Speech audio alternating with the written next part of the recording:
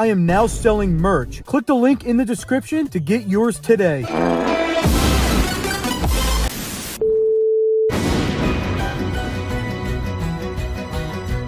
Oh boy, I have not done one of these in a while. The last time I did a ranking video of these books was the beginning of 2022. I've done one every year since 2018, and now I'm back for this year's ranking. Some of you thought I forgot, but I'm here now. But before I get into ranking the books, let's look back at all the other Wimpy Kid videos I made up until this point. So of course I did Wimpy Kid fan covers all throughout 2022. I have to go that far back because that's the last time I did a ranking. I played some of the Wimpy Kid games. I bought the McDonald's Wimpy Kid books. For some reason, we never got those in the US. I bought every Wimpy Kid board game. That was a lot of fun to film. I actually did that twice. Then I bought the rarest Wimpy Kid toys. Most of them were made by Funko. So I decided I was going to go on eBay and try to find as much as I could. Then I started this other mini series where I looked at the rarest Wimpy Kid books. But my two favorites was where I looked at the original release of Diary of a Wimpy Kid and the super rare version of the original book. A lot of people really like this video, and I think it's because you really don't see this one a lot. This is definitely one of the rarest Wimpy Kid books. And then I made a bunch of other videos, and here we are with the 2023 Wimpy Kid ranking. Let's get into it.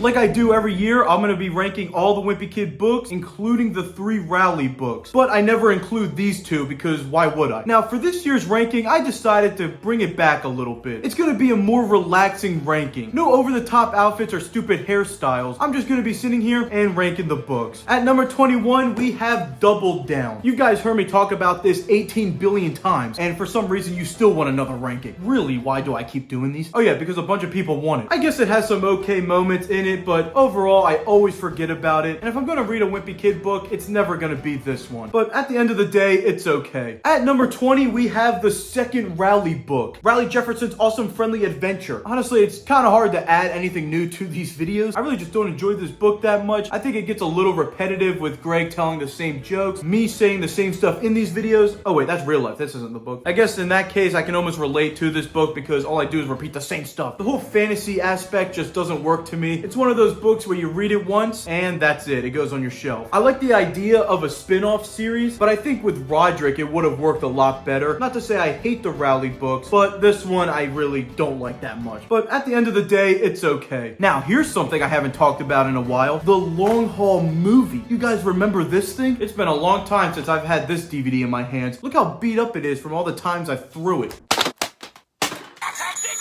But I'm not gonna keep destroying it in this video. I'll let it have a little bit of a break. It doesn't deserve it, but I'll allow it. At number 19, we have The Third Wheel. I would say this is the first book in the series that really isn't that great, because I think the first 6 are classic. This is the first one where it kind of falls down a little bit. I definitely could see people liking this one, but for me, it's 19. But at the end of the day, it's okay. At number 18, we have The Deep End. I made a whole review of this book when it came out, and a lot of the criticisms are the same. I mean, I definitely think I go a little bit too hard in that video. But the main criticism I have with this one is that it's just another road trip book. At this point, this is like the 3rd one to do it, and it just doesn't feel as original. I know there's only so many things you can do with the books, but with this one being so close to the other books that were about road trips, it just kind of feels repetitive at this point. Although the best part about this is that it's signed by Jeff Kenny. I saw him in real life hand this to me, and that's his signature right there. But at the end of the day, it's okay. At number 17, it's the first Rowley book. Now, when this first came out, I was really harsh on it, but it's definitely grown on me over time. Not to the point where I can put it super high on the list, but it really isn't as bad as I remember. And I can definitely see what Jeff Kenny was going for with this. He wanted to make a spin-off that felt nostalgic, and the fans would love it, based off of the character that most people like. Can I say it's one of my favorites? No. But is it the worst thing ever? Yes. Just kidding. I meant to say no.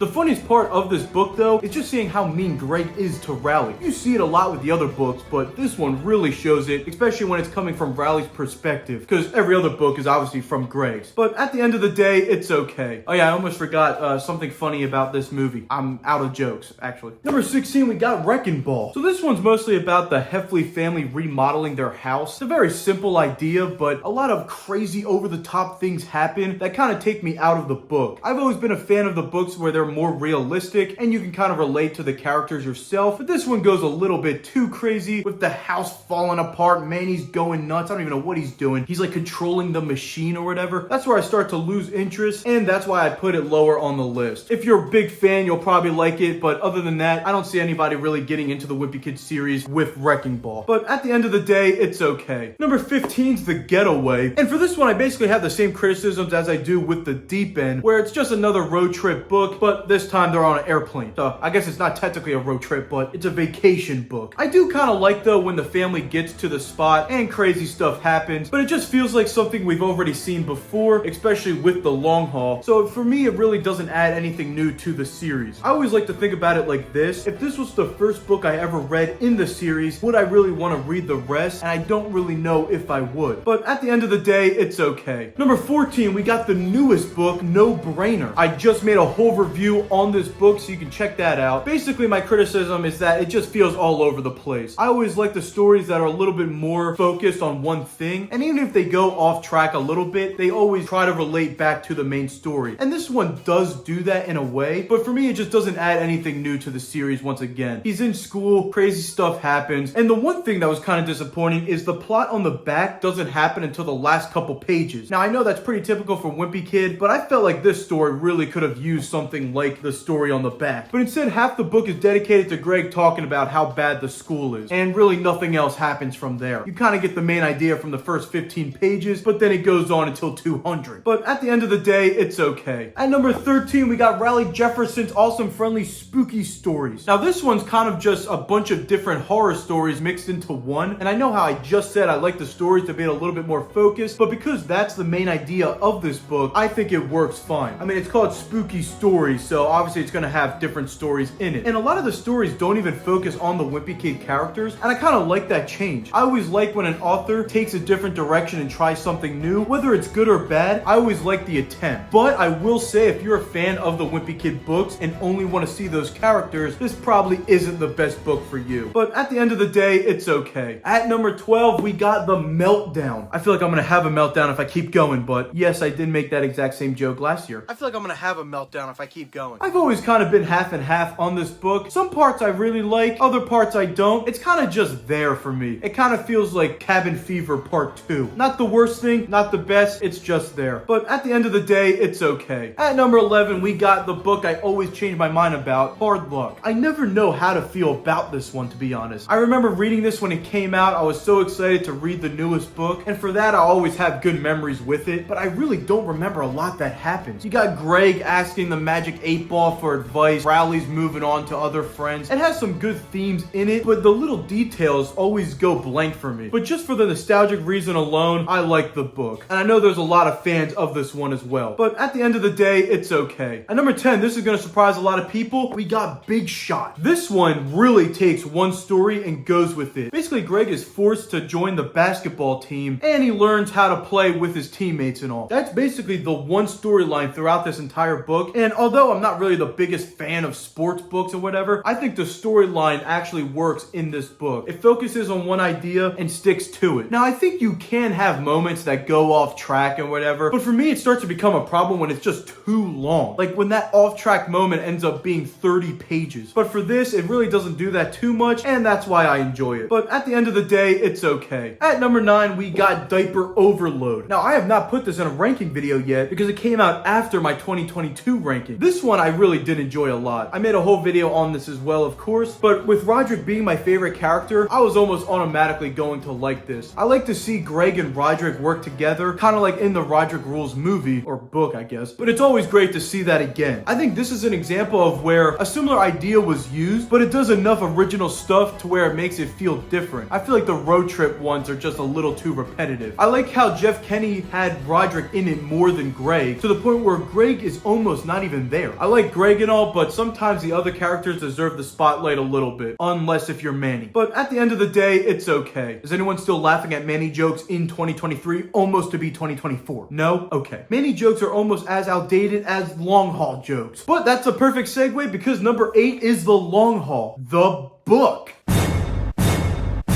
I've actually always been a fan of this one. It's the first time in the series to do a road trip, which is why I like it as well. It was something new at the time, but because this one did well, we got a lot more similar to it. I think you get funny moments in the car and when they have to stop at hotels and stuff, and this really could have made for a good movie.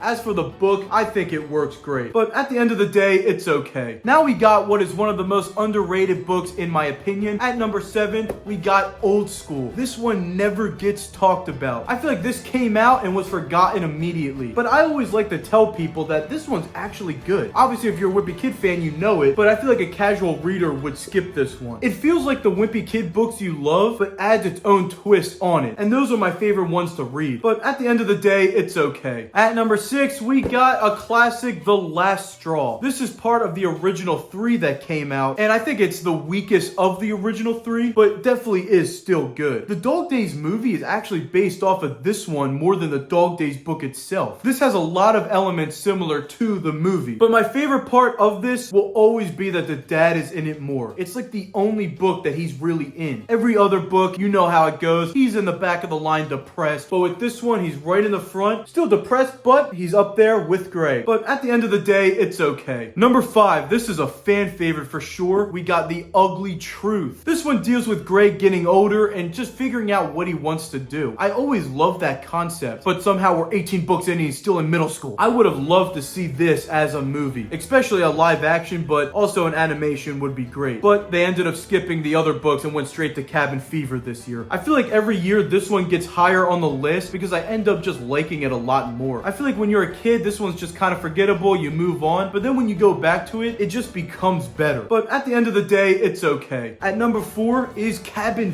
Fever. So this was the movie that came out this year, and I can see why they did it. It has a really cool story with Greg and his family getting trapped in the house. You got the evil doll that comes alive, and I would always want to read this book around the holiday season. It just has that cozy feel to it. Does anyone know what I'm talking about? I feel like this is one that every Wimpy Kid fan, or even if you're not a fan, knows about this book. But at the end of the day, it's okay. At number 3, we got the original Wimpy Kid book. Of course, you gotta give it credit. This is where it all started. If this book wasn't good, we wouldn't have gotten the 17 other ones. I truly do feel, though, why this book became so big is because Greg is relatable in this book. You maybe won't relate to every action he does, but just the feeling of you being a kid in middle school and going through it for the first time definitely makes this memorable and a book you want to reread. But at the end of the day, it's okay. At number 2, this is the same list as always. I don't think anyone's shocked. We got Rodrick Rules. Rodrick's my favorite character. I've always liked him in these books, and just to see Greg and Rodrick go back and forth is great. It also made for a great film. But at the end of the day, it's okay. And honestly, I would sometimes say it is my favorite, but I always have to go to my real favorite, and that is at number 1, Diary of a Wimpy Kid, Dog Days. This was the first Wimpy Kid book I ever read, and I'll never forget when I took it off the shelf and actually read it. Because back then I hated books. I never read anything. And from this point on, I wanted to get every other book. I